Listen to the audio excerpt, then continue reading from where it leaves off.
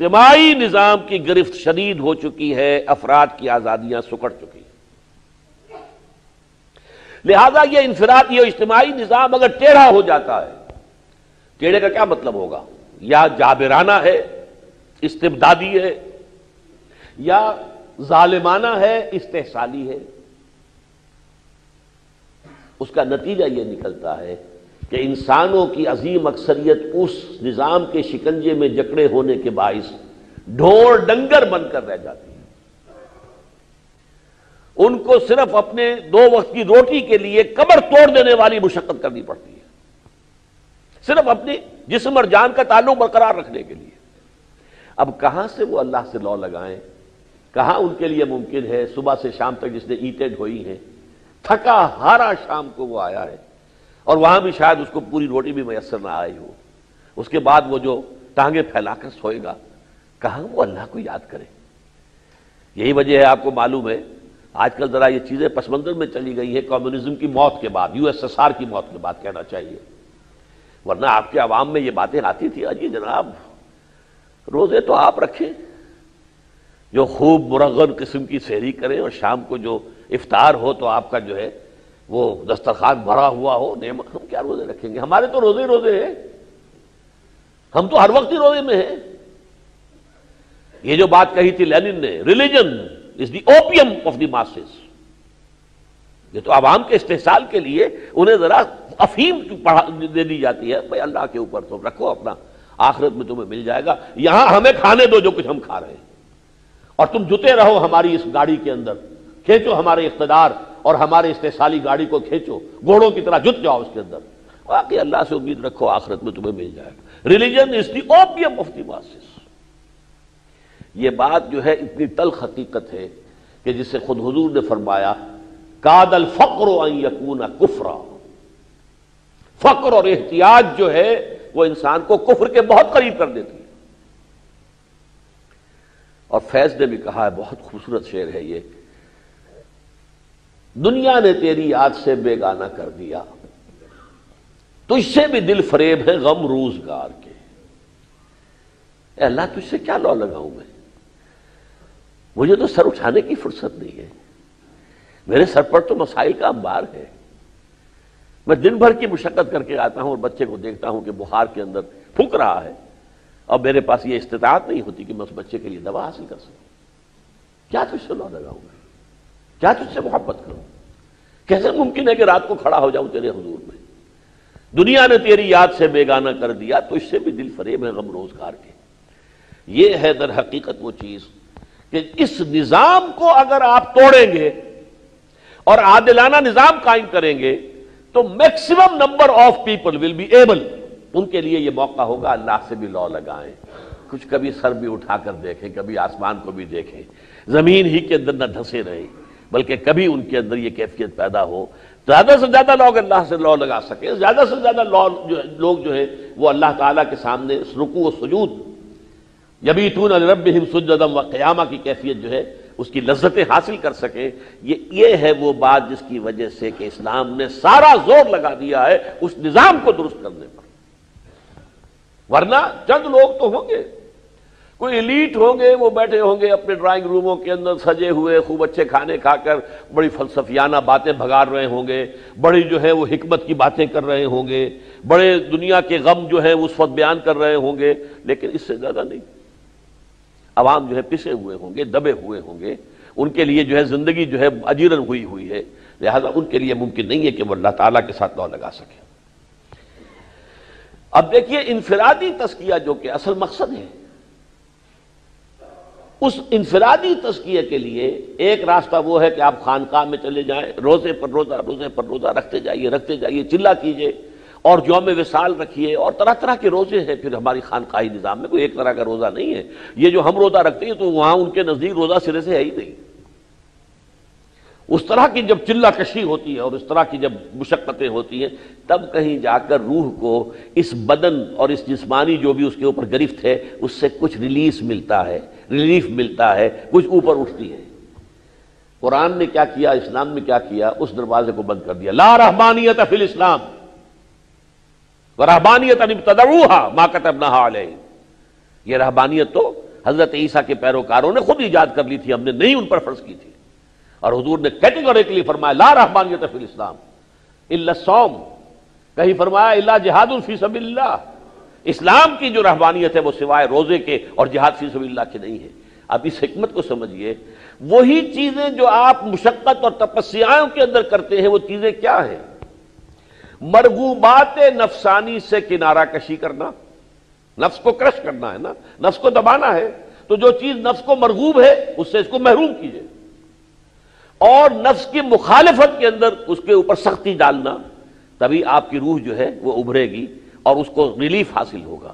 اب اللہ نے یہ کیا، ہمارے اس دین اسلام کی تکمیل کی شکل جب ہوئی ہے، بجائے اس کے کہ نفس کے اوپر یہ دونوں کام تم کرو صرف انفرادی حیثیت سے، اسے اجتماعی جہاد کی شکل دے دو.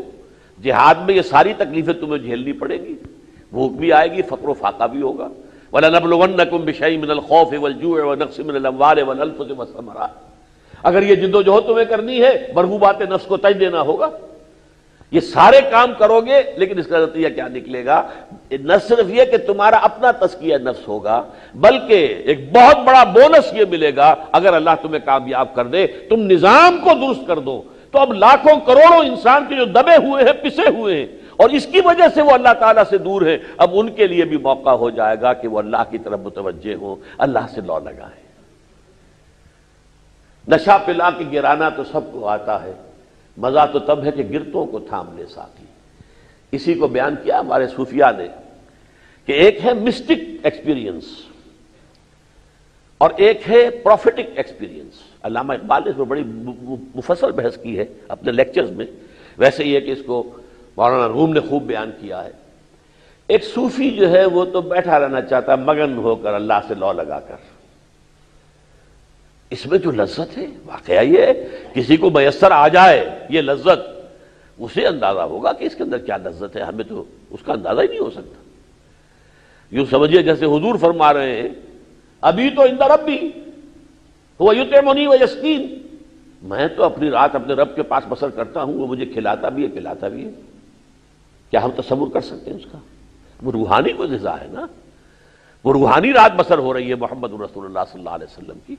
ابھی تو عند ربی هو یطعمنی ویسقین. تو یہ جو ذاتی لو لگی ہوئی ہو اور تار جو ہے وہ جڑا ہوا ہے، اس میں جو لذت اور کیفیت ہے. لیکن جب کہا جاتا ہے جاؤ موسیٰ، یہ جو مخاطبہ اور مکالمہ الہی سے سرفراز ہوئے ہو اور اس کی لذتوں کے اندر اس وقت گم ہو جاؤ، اذهب الى فرعون انه طغى، جاؤ وہاں جا کر فرعون کے سامنے کلمہ حق کہو، اور پھر جو بیتے برداشت کرو، سہو. وہ تمہیں ساحر کہے گا، جو بھی کہے گا برداشت کرو. لیکن یہ کس کام کس لیے ضروری ہے؟ کہ لوگوں کو اٹھانا ہے، عوام کو لبریٹ کرنا ہے، ان کو شکنجوں سے نجات دلانی ہے، تاکہ زیادہ سے زیادہ لوگ جو ہے وہ در حقیقت اس روحانی سرور سے آشنا ہو سکے، اس اللہ کے ساتھ لو لگانے کے لذت آشنا ہو سکے. زیادہ سے زیادہ لوگ، صرف خود غرضی نہ کرو، سب کو اس میں شامل کرنے کی کوشش کرو. شیخ عبد القدوس گنگوہی رحمۃ اللہ علیہ ایک مرتبہ بیٹھے ہوئے تھے اور اسی طرح مراقبے میں لو لگی ہوئی ہے. ادھر سے اقامت کی آواز آ گئی، قد قامت الصلاۃ قد قامت الصلاۃ. لیکن چونکہ بہرحال یہ لوگ تھے جو صحیح شریعت کے بھی کاربند صوفی تھے، مادر پدر آزاد صوفیہ تو آج کل تو آپ کو نظر آ جاتے ہیں کہ جو شریعت کی پابندی نہیں. لیکن یہ کہ ان کا تو معاملہ یہ نہیں تھا، طریقت اور شریعت میں بیلنس تھا. اب جب آواز آ گئی اٹھے، وہاں سے آ کر کھڑے ہو گئے صف میں. لیکن جھجلا کر یہ کہا، لفظ سنیے، جھجلا کر یہ کہا کہ حضوری سے نکال کر اور دربانی میں کھڑا کر دیا. سمجھ گئے مطلب؟ جب میری لو لگی ہوئی تھی اللہ سے تو وہ تو حضوری کی کیفیت تھی مجھے. اب یہاں کھڑا ہو گیا ہوں دربانی، اب تو امام کہے گا اللہ اکبر، مجھے جانا ہی جانا ہے، رکوع کرنا ہی کرنا ہے. سمع اللہ لمن حمدہ، چاہے میرا جی کر رہا ہو ابھی اور میں کہوں سبحان ربی العظیم سبحان ربی العظیم، نہیں، آپ سر اٹھانا پڑے گا، امام نے کہہ دیا، نعرہ لگ گیا. لہذا یہ دربانی ہے اور وہ ہے حضوری. لیکن دربانی کی اپنی ضرورت ہے، وہ اس لیے ہے کہ آپ لوگوں کو اٹھا کر جو لائیں گے اور اس مقام تک زیادہ سے زیادہ لوگوں کو لانے کی کوشش کریں گے، یہ در حقیقت بہت اہم کام ہے. اسی لیے اب یہ باتیں ذرا میرے پروگرام میں نہیں تھے، یہ میرے نوٹس میں یہ نہیں ہے، لیکن یہ تین الفاظ استعمال ہوتے ہیں سلوک میں، تصوف میں۔ میرے ایک مضمون کو پڑھ کر، عظمت صوم کو پڑھ کر، ایک صاحب نے، بہت بڑے عالم ہیں اور بہت بڑے مدرسے کے وہ محتمم ہیں، انہوں نے کہا کہ ہمارے ڈاکٹر صاحب تو صوفی بھی ہیں، مطلب یہ کہ وہ جو تصوف سے متعلق کچھ باتیں آئیں، تو میں اس کا یہ کہوں کہ میں عملاً صوفی نہیں ہوں، لیکن تصوف سے واقف ہوں، اس کا ایسنس کیا ہے، اس کی جڑ کیا ہے، اس کی بنیاد کیا ہے، اس کی پھر جو ٹیکنیکس ہیں، مجھے اختلاف ان ٹیکنیکس سے ہے، ان مقاصد سے نہیں ہے، اس کے ایسنس سے نہیں ہے، وہ تو میں سمجھتا ہوں عین دین کا ایسنس ہے، عین دین کا تقاضا ہے، اللہ کی محبت، اللہ کے ساتھ خلوص و اخلاص، مخلصین لہ الدین، اسی سے توکل کا کلیتاً ذات باری تعالیٰ کے اوپر آ کر مرکوز ہو جانا، یہ چیزیں جو اصل حاصل ہیں تصوف کا، تو یہ تو در حقیقت کون انسان ہے کہ جو ان کا انکار کرے گا؟ اسی انداز میں آپ کو بتا رہا ہوں کہ اس کو سیر کہتے ہیں، سیر اللہ، اللہ کی طرف، الا من اتی اللہ بقلب سلیم، جو آتا ہے اللہ کی طرف قلب سلیم لے کر، یہ گویا کہ ایک سفر ہے، روحانی سفر ہے، جو آپ اللہ کی طرف روحانی سفر کر رہے ہیں اللہ کا قرب حاصل کرنے کے لیے۔ اب اس کے تین مرحلے بیان کیے گئے۔ سیر اللہ، سالک جو ہے رفتہ رفتہ رفتہ رفتہ رفتہ رفتہ اللہ سے قرب حاصل کر رہا ہے۔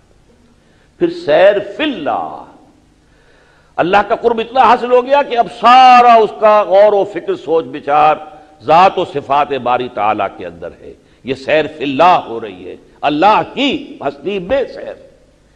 اور تیسرا مرحلہ جو بلند ترین ہے، اگرچہ وہ بہت شاخ گزرتا ہے سالک پر، سیر عن اللہ الی اللہ، یہ تیسرا مرحلہ ہے، اب جاؤ لوگوں کو بھی یہاں تک لانے کی کوشش کرو، یہ جد و جہد جو ہے بڑی شاخ گزرتی ہے۔